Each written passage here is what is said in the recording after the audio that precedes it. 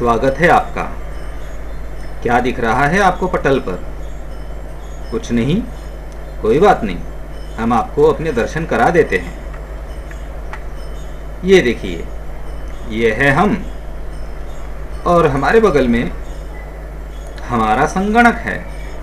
और संगणक को चलाने के लिए ऑपरेटिंग सिस्टम ज़रूरी होती है, और मैं आप लोगों के लिए लेकर आया हूँ एक अनोखी ऑपरेटिंग सिस्टम, जो कि हम भारतीयों के लिए गर्व का विषय है। देखना चाहते हैं आप? देखिए, क्या दिख रहा है आपको मेरे पटल पर? क्या ये विंडोज़ है? नहीं, बिल्कुल नहीं। इसको हम चलाकर देखते हैं। ये जो आप देख रहे हैं, ये विंडोज़ तो नहीं हो सकती। चलिए फाइल मैनेजर खोलकर दिखाते हैं हम। ये रहा, ये होम है।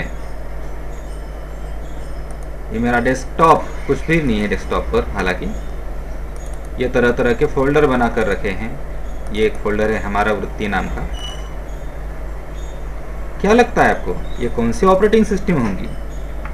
बाकी इसमें और क्या क्या है देखिए, कैलकुलेटर है, फाइलें हैं, इंटरनेट, गूगल क्रोम इत्यादि, गूगल क्रोम, मोजिला फायरबॉक्स, ये देखिए सब कुछ है।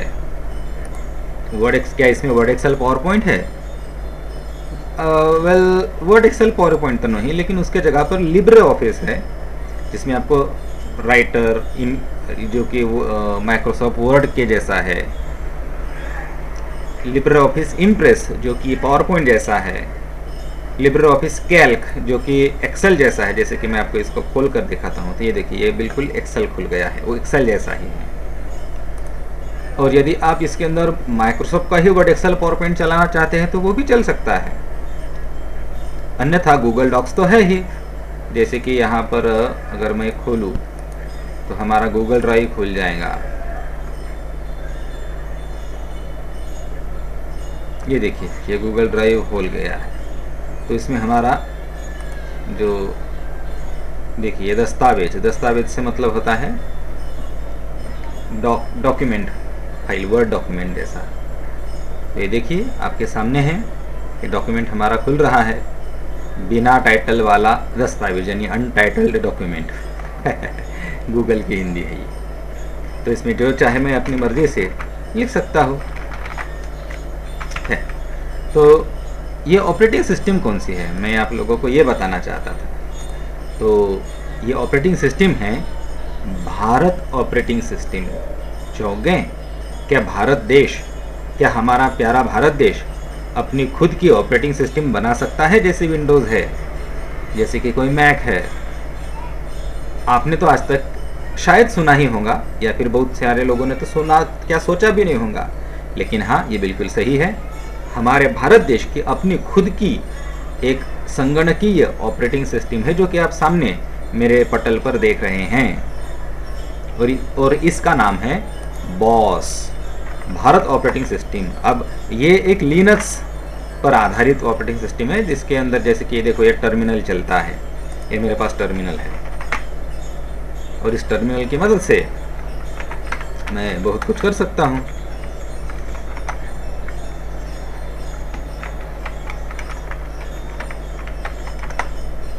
हाँ, तो एक लिनक्स पर आधारित एक ऑपरेटिंग सिस्टम है, जो कि हमारे भारत देश में बनाई गई है। कहाँ पर बनाई गई है? तो चलिए मैं आपको उसकी आधिकारिक जो वेबसाइट है वहाँ पर लेकर चलता हूँ। तो वो है bosslinux.in, ये वेबसाइट है। तो ये खुल रही है वेबसाइट, होम पेज आ रहा है। हाँ, ये देखिए, तो ये boss is an Indian GNU/Linux distribution developed by CDEC and is customized to suit Indians digital environment. It supports most of the Indian languages. Download now. तो यही वो वेबसाइट है, यहीं से मैंने इसकी ISO फाइल को डाउनलोड किया था, और मैंने अपने संगणक में इसको स्थापित कर रखा है। तो ये हमारे लिए, हम भारतीयों के लिए बहुत गर्व का विषय है कि हमारी भी एक ऑपरेटिंग सिस्टम है।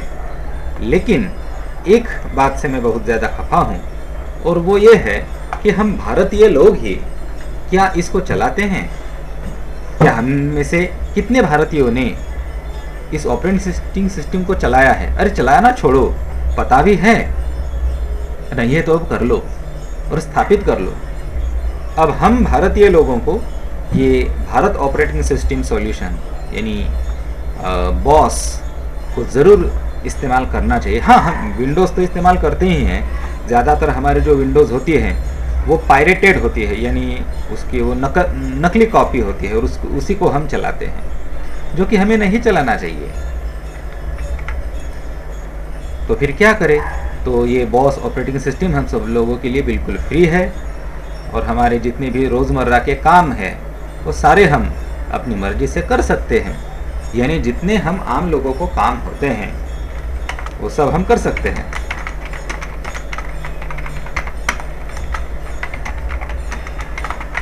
देखिए, मैंने बहुत अच्छा सा डॉक्यूमेंट में मेरा नाम टाइप किया है यहाँ पर। तो बॉस ये जो ऑपरेटिंग सिस्टम है इसको किन लोगों को इस्तेमाल करना चाहिए? तो इसको सभी भारतीयों को इस्तेमाल करना चाहिए। अभी हमारा कर्तव्य है ये कि स्वदेशी आंदोलन के साथ यदि आप जुड़े हैं तो जुड़ जाइए, जुड़े नहीं है तो जुड़ जाइए। मैं क्या बात कर रहा हूँ, खैर चलो। तो इस बॉस ऑपरेटिंग सिस्टम की विशेषताएं क्या हैं? तो इसकी विशेषताएं ये हैं कि अभी जिस कंप्यूटर में, जिस पीसी पर आप लोग ये विंडोज़ ये बॉस ऑपरेटिंग सिस्टम चलती हुई देख रहे हैं, ये ऐसा कंप्यूटर है कि जिस पर विंडोज़ चल ही नहीं पाई थी। मैंने उसके अंदर स्थापित की थी, लेकिन वो चल ही नहीं पाई, रुक रुक कर चल रही थी। लेकिन जब से मैंने इसके अंदर इस बॉस को इंस्टॉल किया है, बॉस का स्थापन किया है, तब से बिल्कुल अच्छे से चल रहा है। देखिए, मैंने यहाँ पर आप लोगों को ब्राउज़र भी खोल कर दिखाया। ये भी देखो, ये OBS से मैं ये रिकॉर्डिंग कर रहा हूँ, OBS भी चल रहा है। और बाद में मैं आपको दिखाता हूँ, इसके अंदर मैंने ऑडासिटी भी स्थापित किया है। ये देखिए, ये ऑडासिटी खुल रहा है। कहाँ है ऑडासिटी? अच्छा, मैंने इंटर दबाया नहीं, देखो। हाँ, अरे हाँ, ये देखो, ये खुल गया। ये ऑडासिटी भी चल रहा है। तो हमारे जितने भी काम की चीज़ें हैं वो सारी की सारी काम की चीज़ें इस बॉस ऑपरेटिंग सिस्टम में लगी हुई है। यदि आप सच्चे देशभक्त हैं, सच्चे भारतीय हैं, तो आप इस ऑपरेटिंग सिस्टम को ज़रूर इस्तेमाल करेंगे। अब आप सोचेंगे कि हमें लिनक्स चलाना नहीं आता है, तो कोई बात नहीं, आपके पीसी के अंदर एक अपना विंडोज़ है, उसको रहने दीजिए। विंडोज़ के साथ साथ इसका ड्यूअल बूट कीजिए, यानी एक ही पीसी में 2 ऑपरेटिंग सिस्टम रखिए तो सही, कभी कभी इस्तेमाल कीजिए। देखिए, मैं मानता हूँ कि ये जो बॉस लिनक्स है विंडोज़ के तुलना में बहुत पीछे है, लेकिन जब तक हम भारतीय लोग इसका प्रयोग नहीं करेंगे, इस्तेमाल जब तक हम नहीं करेंगे, तब तक उसमें सुधारना होंगी कैसे? जब तक हम लोग इस्तेमाल करेंगे तभी तो इसके अंदर सुधारनाएं होंगी। हम लोग इस्तेमाल ही नहीं करेंगे तो अच्छी चीज़ बनकर आएंगे कैसे? ये चीज़ें इस्तेमाल की जानी चाहिए, बननी चाहिए। करोड़ों भारतीय लोग, जब हर किसी भारतीय के कंप्यूटर में तो होनी ही चाहिए, चाहे वो उसका इस्तेमाल करे ना करे। वो अपने ज़रूरी कामों के लिए जो विंडोज़ के बिना नहीं हो सकते हैं, उनके लिए विंडोज़ इस्तेमाल करे, लेकिन ड्यूअल बूट में, यानी एक दूसरी सेकेंडरी ऑपरेटिंग सिस्टम के रूप में ये बॉस भी हम सभी भारतीयों की कंप्यूटर में, संगणक में स्थापित होनी चाहिए। अब इसकी विशेषता क्या है कि ये बहुत कम रिसोर्सेज पर चलती है, पुरानी पीसी में भी चल जाती है। ये जो मेरा कंप्यूटर है ये 10-15 साल पुराना है। आपका पुराना लैपटॉप है तो उसमें ये बहुत अच्छे से धड़ल्ले से चलेंगी। एक बार चला कर तो दिखाओ, और अपने भारत देश का जो विकास है उसमें सहभागी होइए, उस अपने भारत के विकास में अपना योगदान दीजिए। तो इस प्रस्तावना में मेरे ख्याल से अब इतना ठीक है।